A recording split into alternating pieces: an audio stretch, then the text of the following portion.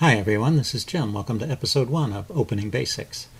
Since this is the first video in the new series, I thought I would talk a little bit about what I'm trying to accomplish here. I'd like this series to be an overview of all of the major openings and maybe a few of the minor ones. I'm going to cover them at about the same level of detail that I used in the Chess Basics series. So in Chess Basics, I already talked about a couple of E4, E5 openings, and also one D4, D5 opening, the Queen's Gambit declined. So, and I won't be repeating that here. I'll just be continuing and looking at additional openings at about the same level. I guess it's also appropriate to include a few words about why this might be an interesting thing to do. After all, you could just learn one opening in a great deal of detail and not bother with all the other openings. So why am I presenting a survey of different openings? Well, one issue that arises is a choice of what openings are best for you. So by becoming familiar with several different openings, trying them out, you can construct an opening repertoire of openings that fit your particular chess style, and also maybe select an opening that will cause the most trouble for your opponent. So I think in general it's helpful to have some knowledge, at least, of a wide range of openings. Now there are professional chess players who've made a living with a fairly narrow repertoire, just learning a few openings in great detail. And if that's the case, that's the route you want to go. There's no problem with that. But even so, you have the problem of choosing which openings are those ones that you're going to focus on. And so this survey may help you get started on this path, choosing an opening from the variety of openings that I'll present here. Second thing I wanted to comment on is opening principles. I think most chess players are taught a certain number of principles about the openings. Put a pawn in the center, fight for control of the center, develop your pieces, knights before bishops, that kind of thing. Don't move a piece twice in the opening until all your pieces have been developed.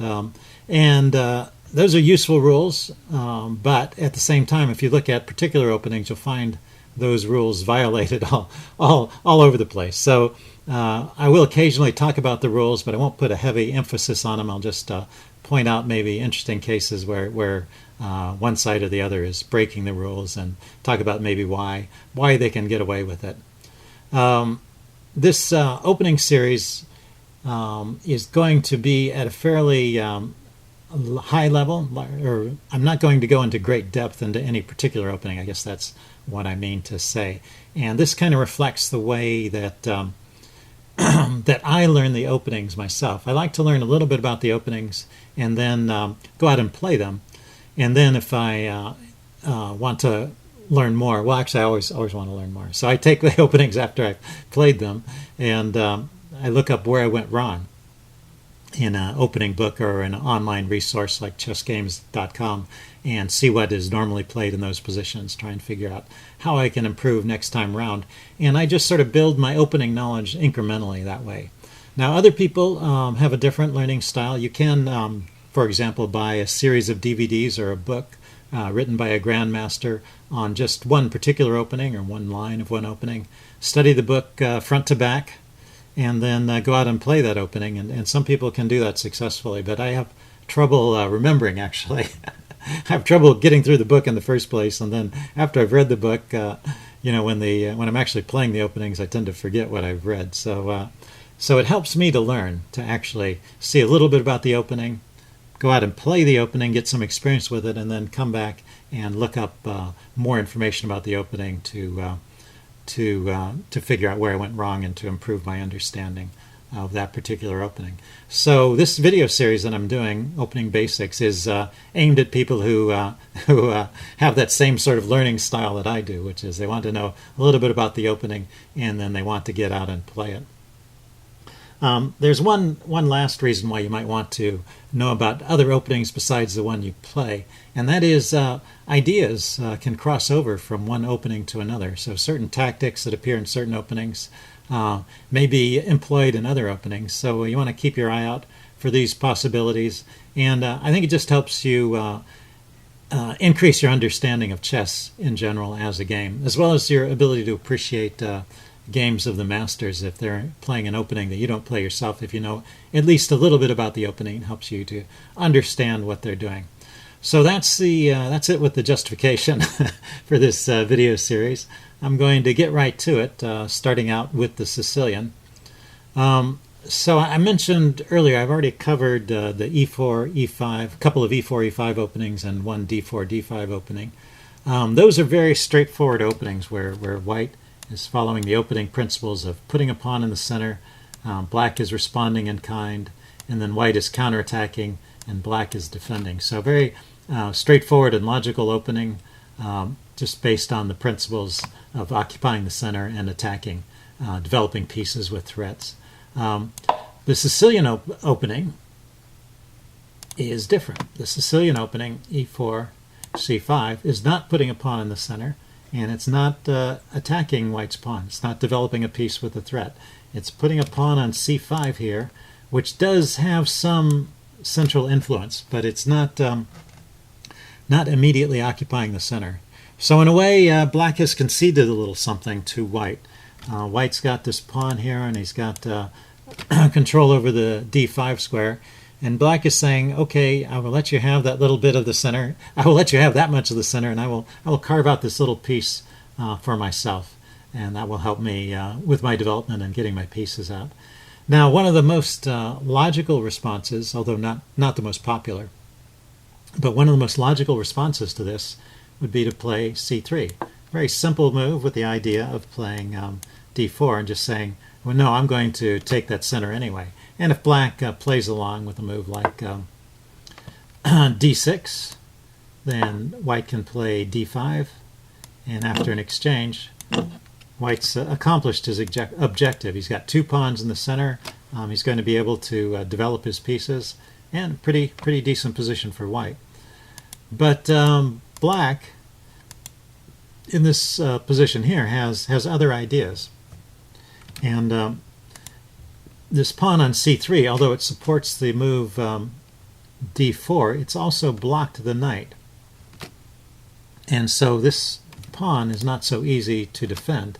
And so one way you can play is to counterattack the pawn with D5 here or with knight F6. And then there's no knight C3 here to defend it. So this is an opening line. It's known as the Alapin Sicilian. So I'm not saying this is a bad line for white or good for black or anything like that. I'm just pointing out it's not the most popular line here, and that's why. It's because white doesn't really get to control the center like he wants to if black plays accurately. So the normal move for white here is to play the move knight F3. And so knight F3 continues, it develops a piece and continues to put more pressure on the center. So white's got a lot of influence on the center at the moment, but it's black's turn to move. And there's a couple moves for black here, three actually main moves. Knight here, pawn here, pawn here. I guess the main line is D6. I'm just going to go through the main line in this opening video. There's going to be more videos to follow on the Sicilian where I'll cover some of these other lines. I'm just going through the main line up to move 5 or 6. So D6 is a good move here. It opens up a line for the bishop and supports this pawn on C5, which could have come under attack in some circumstances, and delays committing the pieces to any particular square and waits to see what white does. Now the normal move for white is to strike out immediately with D4 into the center. But there's also lately been a resurgence in popularity of the move bishop to B5 check, the Kanal-Sokolsky attack. Magnus Carlsen plays this kind of move too, and to back up, in this position, if black had played knight to C6, then the bishop to B5 is an idea there too. So this is a move that could be played in either of those variations. And here it's called the Rossolimo. So you may hear it referred to as the Rossolimo, even though technically it's something else in this position after knight f3, d6. If the bishop comes to b4, it's sometimes called the Moscow variation or the Kanal-Sokolsky attack. Anyway, those are just names. I am, like I said, I'll go into some of those moves later. I'm just going to talk about the main move here, which is to play d4.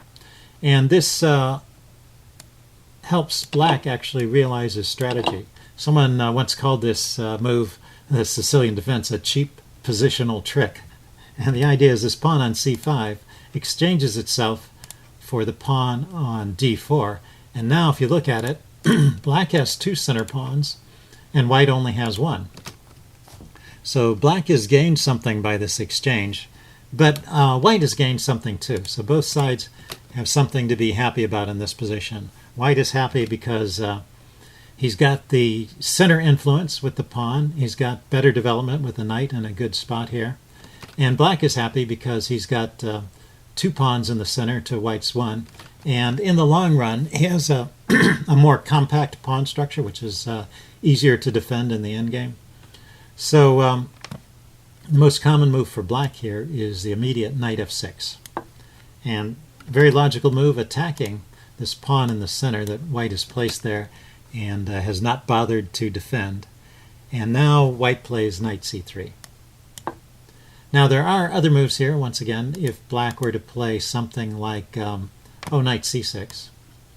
You see this a lot, but white can immediately play the move c4 in this case and set up a structure known as the Maroczy bind. So these two pawns in the center give white a lot of influence, and it's not like it's fatal for black. Once again, this is a playable line, but it's not the most popular way to play. Again, the most popular way to play is to bring the knight to f6, attack the pawn, and then white will usually defend the pawn with knight to c3.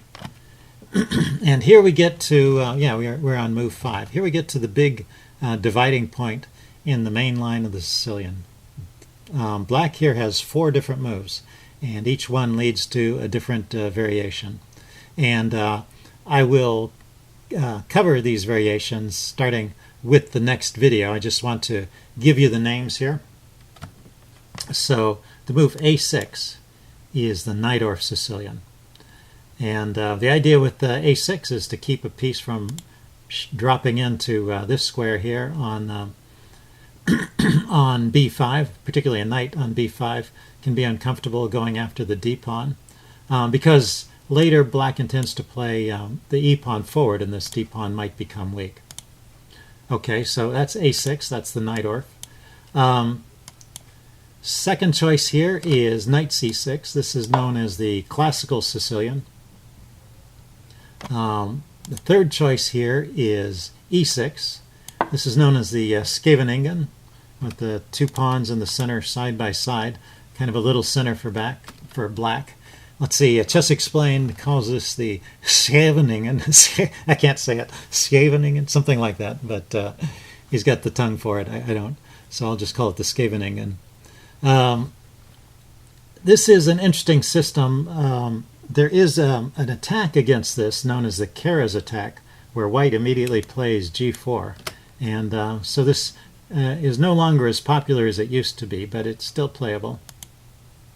And back up, and the last choice is g6, which is the Sicilian dragon. So that is another famous opening that I will do a series on. A lot of players, particularly young players, like to play this opening just because of the name. And the name comes from this pawn structure, which I guess is supposed to resemble a dragon somewhat. If you think of the constellation Draco the Dragon, it has kind of a wandering line of stars like that. Okay, so that is it for this introduction to the Sicilian. That's the main line up to move 5 and the 4 major choices that black has. Yes, there was one more point I wanted to make about the openings. I've sometimes been asked to do an opening series for white or an opening series for black, and my objective with this series is not to do that, but to just present the openings in kind of a neutral way. I'm always going to have white at the bottom and black at the top. But the point I wanted to make about the openings is that these popular openings are only popular because they have something to offer both sides. So if an opening was just completely one-sided, it was good for white and bad for black, then black would just avoid it. And vice versa. If there was an opening that was good for black and bad for white, then white would avoid it. So any opening that you see that's quite popular and still played today is a playable opening for both sides. And so I want to present it from that perspective. These are openings that are playable, and you can, as you prefer, take the point of view of white or black for any particular opening as you learn about it. Towards the end of the series, after we've covered a survey of most of the major openings, I may talk about some of the ideas and what you need to do to construct an opening repertoire. And an opening repertoire does have a point of view. So an opening repertoire would be, for example, an opening repertoire for white, starting with the move e4. So what that would be was, you imagine yourself as white, you play the move e4, and then you look at all of black's possible responses, and you have a system in mind to play against that. So that is an opening repertoire. But before we get to the point of constructing a repertoire, I want to do this survey, this sort of high-level overview of all the major openings. And then having this understanding of the different openings will make it easier to construct a repertoire. The other reason for doing it in this order is that one person's opening repertoire may not suit another person. So there are just different styles that people have.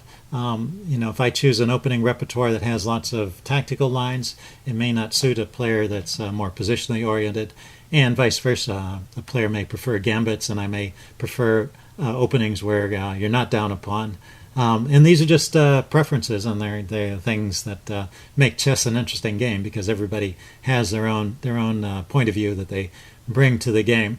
So I think before you get into constructing a repertoire for yourself, though, it is interesting to look at all the different openings and maybe try out a few lines. Maybe you don't like playing gambits normally, but there are openings where gambits are good.